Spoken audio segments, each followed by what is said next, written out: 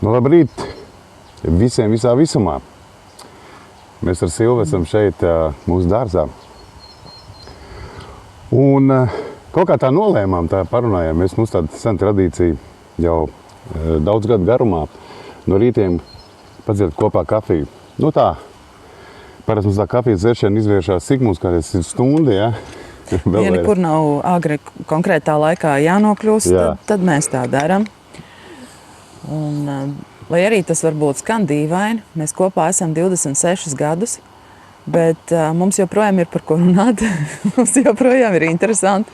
Ir par ko strīdēties? Jā.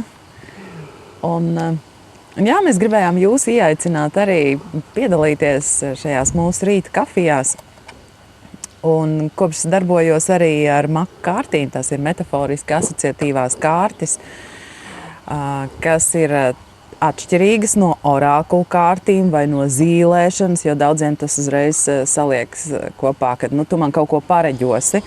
Īsnībā šī metode tiek izmantot zinātniskos nolūkos, to izmanto palīdzošo profesiju cilvēki, psihologi, sociālie pedagogi, skolotāji, nometņu vadītāji, viss, kam jāstrādā ar cilvēkiem. Un tā metode strādā tā, ka katrs bildītē ierauga kaut ko to, ko viņš ierauga, kas viņā ir aktuāls, šis impulss nāk no zemapziņas, un skaidrojot to, ko es redzu tajā bildītē, es dzirdu sevi, savu zemapziņas, zemapziņa sarunājas ar apziņu, tā es to saucu, un tādēļ katrs tajā bildītē ierauga kaut ko citu. Bet mēs darīsim tā, ka mēs izvilksim vienu kārti, mēs viņu arī kā stopkadru ieliksim jums, un katrs varēs apturēt kadru un apskatīties, ko es šajā kārtī redzu. Bet arī mēs izvilksim to katru savu kārti un mēs par to kārti parunāsim, par saviem iespējām. Kā mēs to darām. Bet vispār, kāpēc mēs to vispār darām šobrīd? Kāpēc mēs šādus ierakstus silta rīta kafija ar Reinu un Silvu? Kāpēc tas ir? Silva jau sākumā pieskārās, jo mēs gribējām padalīties, jo tas mūsu rīts parasti bieži vien sākās tieši ar šādu padomāšanu, kas mēs esam, kas mums ir svarīgs, kāda varbūt mums būs dienas gaita, un tas mums palīdz tā kā, sasinhronizēties ar to, kas dienā var notikties. Teiksim, mēs nevaram paredzēt ne visus notikumus, mēs apmēram varam paplānot, teiksim, mēs ejam tur, daram to, daram šito. Bet notiek visādas, nezinu, pēkšņi varbūt jums notiek kādreiz gadījies, pēkšņi mašīna negaidīt saplīs, ir vēl kaut kas, jā, un tad, kad tu esi šitās mazliet tā forši tā sasinhronizējies, tad tu vari šīs visas lietas arī pārdzīvot vienkāršāk, man liekas tā. Un jā, mums tas katrā gadījumā palīdz, un mēs ceram arī, ka jums tas iedvesmos un iedos kaut kādu tādu foršu dzirkstelīti. Silva, lūdzu. Tad es turu. Tu turi? Turu. Un, kas šī ir pa kārtu, šī dienas doma? Šī būs dienas doma, Kristīnas Lūsiņas veidotās kārtas, tā latviešu autora. Gan viņa nav vienīgā autora, viņa ir tekstu autora, laikam bildes taisīs kāds cits. Tātad es tagad vienkārši uz tumšo. Jā, šis sauc pa tumšo. Sataust kaut kādu izvēle kārti, tiek izdarīta kā, jā.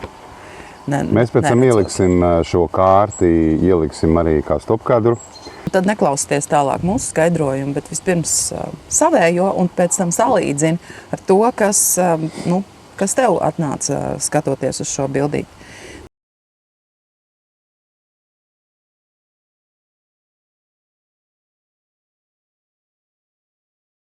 Un šeit ir šīs kārtas rakstīts, atceries, kāpēc sāki?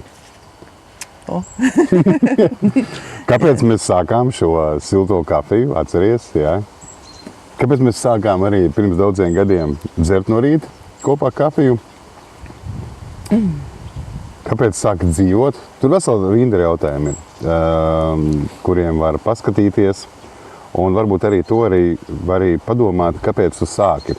Vienalga, ko tu šobrīd esi sācis vai iepriekš kaut kad esi sācis.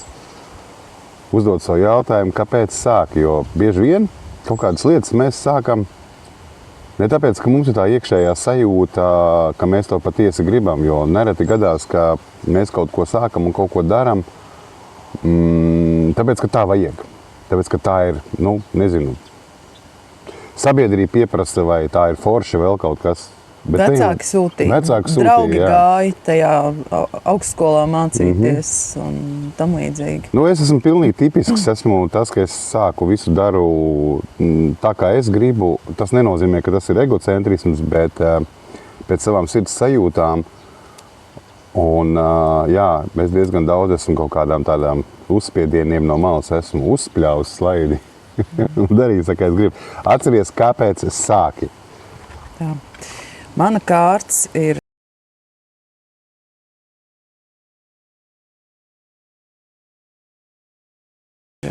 esi mierā ar sevi. O, tad pēc tevis tieši, ne?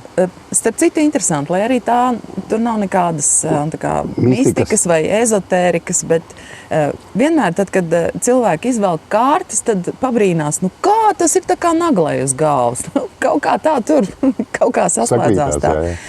Un paskaties tā kārtas, principā viņi pat ir, es pat esmu apģērbus. Ar mēžu tieši tāds pats mežs, kā tev uz maicīgas. Jā. Es mierā ar sevi, tas man ir tāds ļoti labs atgādinājums, jo es ļoti bieži neesmu mierā ne ar sevi, ne ar citiem.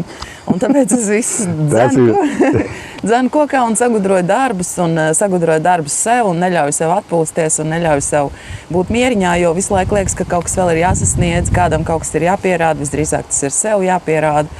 Un es mācos būt mierā ar sevi, pieņemt sevi un pasauli pieņemt, citus pieņemt, vai ne? Jo tā citu pieņemšana jau sākas ar sevis pieņemšanu. Tā kā tā, tas būs par šo. Un tad mums ir vēl citas kārtas. Tās ir resursu kārtas, man ļoti mīļa kava. Un šeit mēs izvilksim ar jautājumu, šodienas resurss. Kāds resurss šodien tev var būt palīdzošs? Tas nekas. Nokritīs atradīs. Tātad, kāds resurss, kas man var nākt šodien, kā mans palīgs, mans spēks, ja?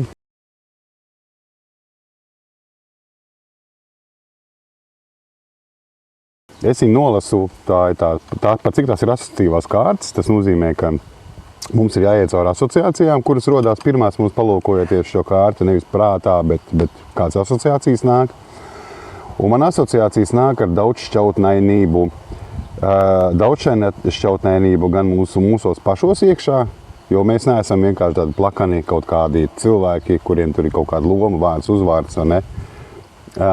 Bet mums ir ļoti daudz dažādu līmeņu, daudz dažādas šķautnes, un, ja, piemēram, draugiem mēs parādām vienu šķautni, saviem tuvākajiem otru šķautni, tur partneriem tur trešo šķautni, varbūt tur, nezinu, valsts struktūrās vēl kādu šķautni, ja, teiksim, mēs katru reizi mums tā šķautni pagriezās, kāda mums ir nepieciešama. Mēs tā kā tāda dārgaknī, ja.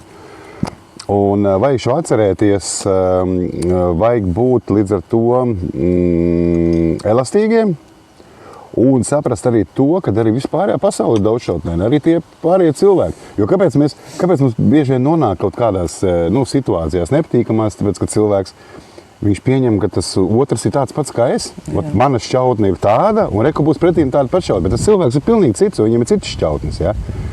Un tā pieņemšana, šo daudzšķautnainības pieņemšanu gan citos cilvēkos, gan pasaulē kopumā, šis ir mans sūtījums. Jā, šodienai paldies!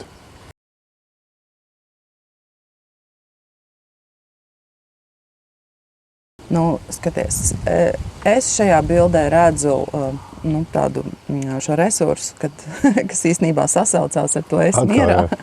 Tātad šodien es varu neliekšot visur apkārt darbus gāzt, bet tā palaiskoties, man šī bilde ir tāda paspēlēties ar dzīvi. Paspēlēties un tādā pilnīgi tā sieviete ir tādā relaksētā, tādā atslābuma stāvoklī, un ļoti bieži mēs esam sarunās ar draugiem konstatējuši to, ka patiesībā lielās lietas notiek tad, kad tu neesi lielā saspringumā. Tieši tad, kad tu ļaujies notikumiem, un tad viss notiek, un tas nenozīmē nedarīt vai slinkot vai degradēties vai kaut ko tajā virzienā, bet tas īstenībā nozīmē, ka ļauties dzīvei un spēlēties ar dzīvi. Tā kā, lūk. Interesanti, īstenībā būtu ļoti forši, ja komentāros arī padalītos tauta ar to, kas jums atnāk Kā jums ar skatoties šīm kārtīm, jā, ir kas atnācis? Tad, lai forša diena. Lai forša diena un lai mums visiem viss izdodas un atcerieties to, ka patiesībā jau viss īstais spēks ir mūsos pašos iekšā. Mēs esam tie, kas rada realitāti. Atā!